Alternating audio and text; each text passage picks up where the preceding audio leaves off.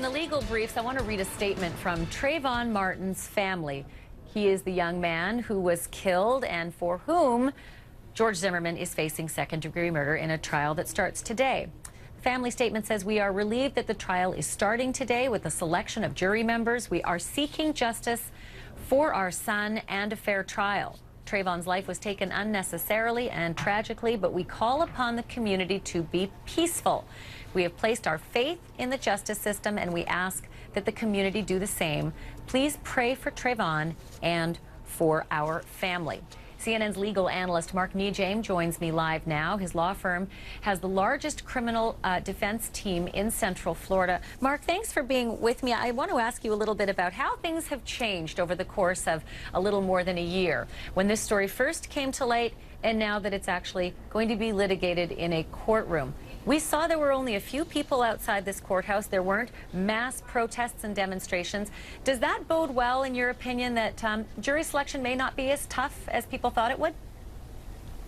Yeah, I think that is going to be a challenge, but we're going to seat a jury. There's never been a time in American history that we've not been able to seat a jury on a criminal case, and even very high-profile cases, from Michael Jackson's trial all the way down. So ultimately, we'll get a jury. I think this judge is bending over backwards, though, to keep it in Sanford, not let it go to another jurisdiction, or another venue, I should say, and to keep her control on it. Basically, there's 500 people. There's 100 that are the first pool of potential jurors, and they're going through questionnaires right now. That's going to be vetted and pared down to when there's about 21, from what we understand, and then that's going to be subject to general questioning from both sides, the defense and the prosecution.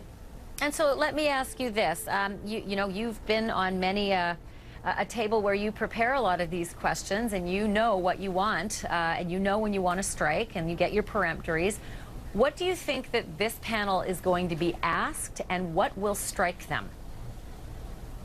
Well, we always have to be careful in these high-profile cases of stealth jurors. Basically, jurors who want to be there for all the wrong reasons and not for any of the right reasons. So they may appear on their face to be unbiased and to be neutral and to be able to render a fair and impartial verdict, but in point of fact, they are not. They're there for their own personal gain or to make a personal point. So on its face, they have to be very careful. Just because somebody says, "I'm neutral," that doesn't necessarily mean that they are neutral and they're fair and they're going to be fair. Additionally, you have to make sure that you have jurors that are not prejudiced and outwardly prejudiced, and that they don't affect the entire jury panel. You need to take those people in that middle ground who've not formulated a strong opinion one way or another, where they can't be compelled by the evidence that comes out in a trial to render a fair and impartial verdict. And I know in your state, in the state of Florida, you can have these cases with a panel of 6. Most people assume it's a panel of 12. I'm not sure how many other states allow these petty juries, but that would probably make it a little easier. If you're only trying to impanel 6 plus alternates, that does change the dynamic a little, doesn't it? It does. We're used to it here, so it's very much of our norm. But basically, capital offenses, which this is not. This is second-degree murder. It's not first. There's no death penalty or anything involved. But it's a felony that's not capital, and hence there's 6 jurors. We'll probably see up to 4 alternates brought into this particular case, just in the event that other people drop out of the main 6.